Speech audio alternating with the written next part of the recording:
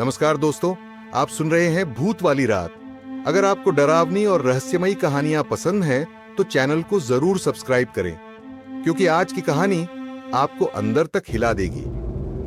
बहुत साल पहले की बात है। एक छोटा सा गांव था।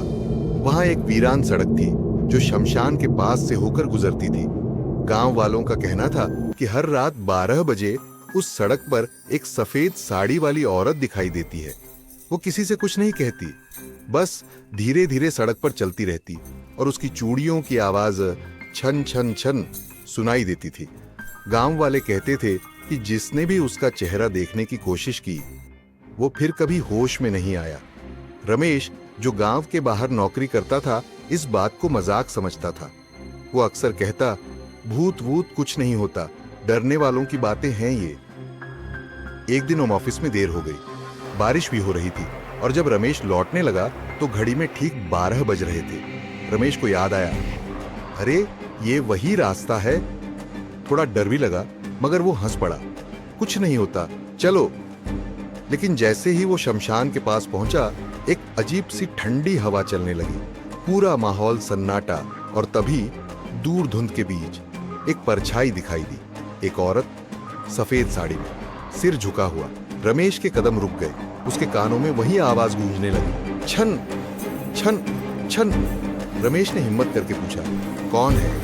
कोई जवाब नहीं। फिर एक धीमी मगर ठंडी आवाज आई, तू मेरा इंतजार कर रहा था ना? रमेश के होश उड़ गए। वो पलटा और दौड़ने लगा, मगर जितना दौड़ता उतनी ही तेज चूड़ियों की आवाज पीछे आती जाती।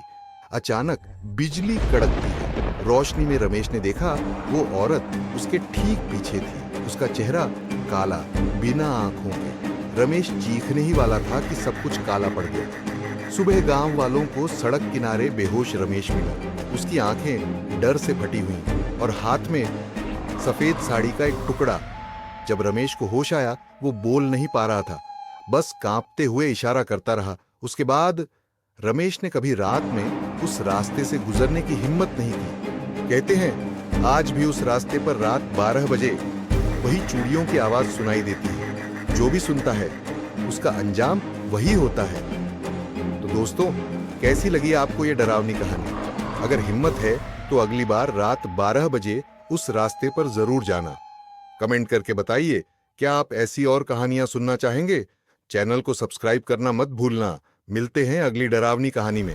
तब तक डरते रहिए।